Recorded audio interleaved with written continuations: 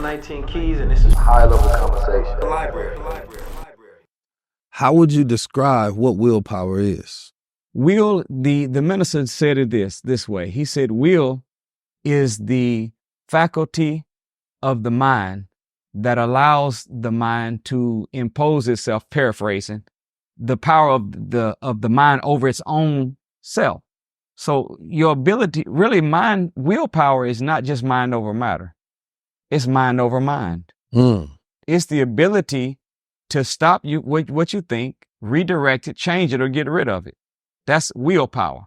Willpower, the minister said this, he said, as strong as the will is in a man is as strong as the God is in the man. So our willpower is our ability to do what we say we're going to do. Can we maintain an action long after the excitement has worn off? Can we maintain an action even whenever we're fatigued? Can we put our word out there and make our word bond regardless to whom or what? Can we do what we should do when we should do it, whether we feel like doing it or not? That's willpower. So whenever you can make your yes, yes, and be willing to do as the messenger said, my word is bond and bond is life, and I'll give my life before my word shall fail. In other words, if I say I'm going to do it, I'm not going to quit until I'm dead.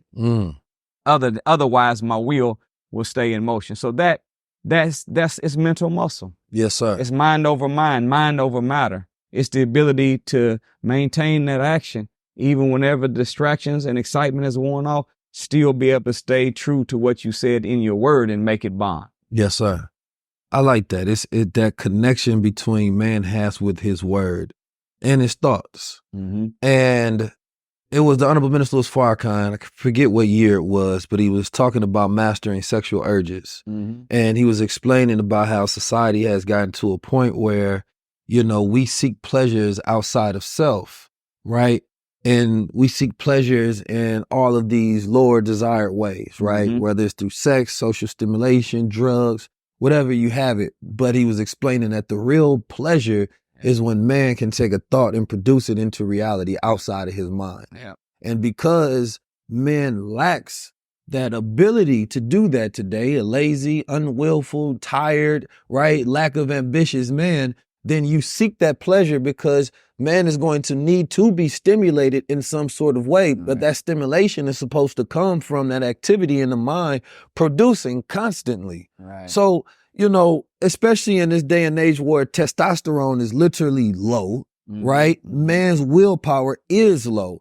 How does man increase himself to where, or how would you go about helping someone get to the point where they seek the pleasures of the mind and not the body? Well, that lecture, and in truth, you know, I always say to myself and others that if we don't become what we're supposed to become, we'll never be able to say we wasn't well taught. We just didn't apply what we were taught. Because there's not a subject of life that we ever going to face that the minister has not unpacked several times.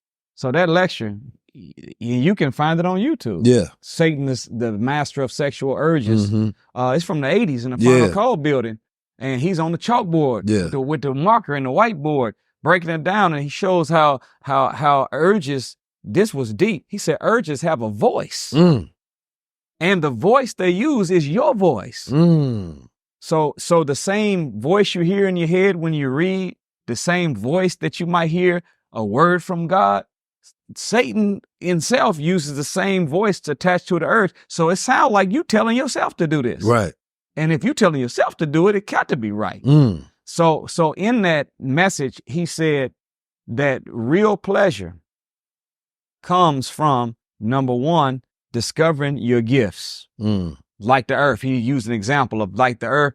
You going down the treasure, you find diamonds and gold, you're going to feel good about that. Yes, sir. He said, but you'll feel even better when you go into yourself and find the gifts, skills, and talents that God placed in you. Then you have to bring out those gifts, skills, and talents and put it in the service and build a life with it and help other people with it. Then he said that he used this verse. He said, how beautiful it is for brethren to dwell together in unity with one another. Another place of pleasure comes from the brotherhood, from the sisterhood, being in harmony with people of like minds that you love and that love you back. Yes, sir. You get pleasure from that. And then on top of that, he said, you get pleasure out of being able to envision what you want to do. Take their gift, skills, and talent, use it as tools to bring that vision into a reality.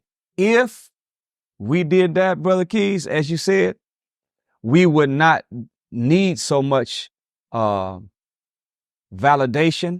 from the opposite sex in the form of a physical contact or even a compliment from them. We would be able to get fulfillment from within. And a man should love a woman and a woman should love a man. Both of them are created by God to give comfort and consolation to one another. That's what the scripture says.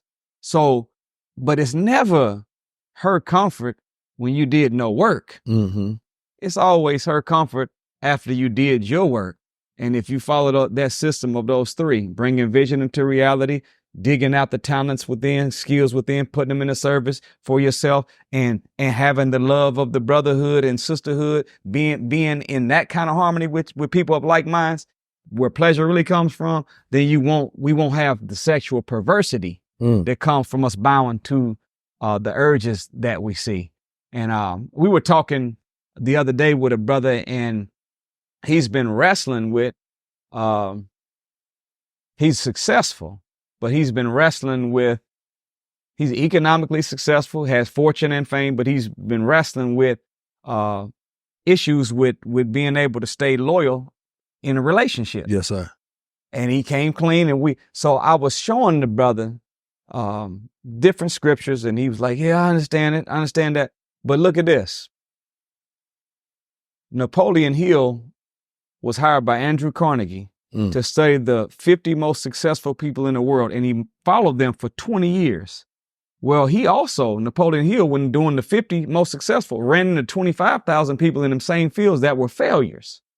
Do you know one of the biggest differences that he found among the two? He said that the 25,000 that were failures in the field were engaged in a whole lot of sexual promiscuity. But the 50, they had followed, he called it the law of transmutation, where they converted their sexual energy that they had for the opposite sex, and they rechanneled it and redirected it into becoming proficient in their craft or their business, and they stayed loyal to the one that they were with, called their husband or their wife.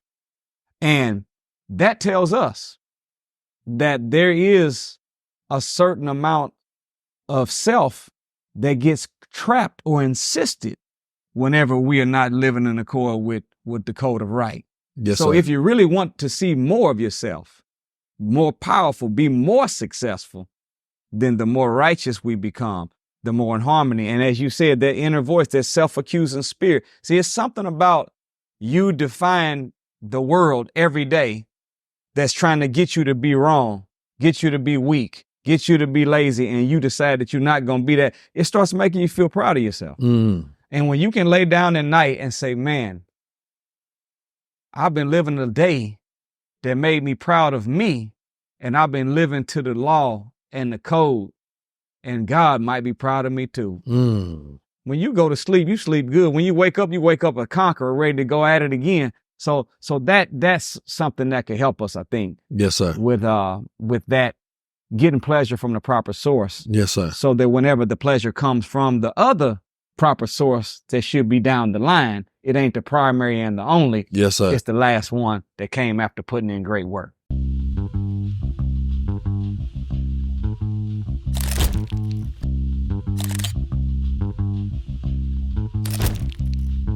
If you're going to jump into crown society, you're saying that I represent power, I represent knowledge of self. Stepping in the name of drip, get ready with me. Stepping in the name of drip, get ready. I wear the crown to just symbolize, like, I know who I am, I know why I'm here, I know my purpose. It's abundance, it's royalty, it's prosperity, it's energy. Put in. Yeah. I gotta walk with my head held high because you gotta see this and you gotta see this. I believe that if anybody wants to be able to protect their mind and be able to think freely, you gotta get Crown Society today, man. Neo after the blue pill, the color palette's all black. James Bond mixed with Malcolm X in my Che Guevara era.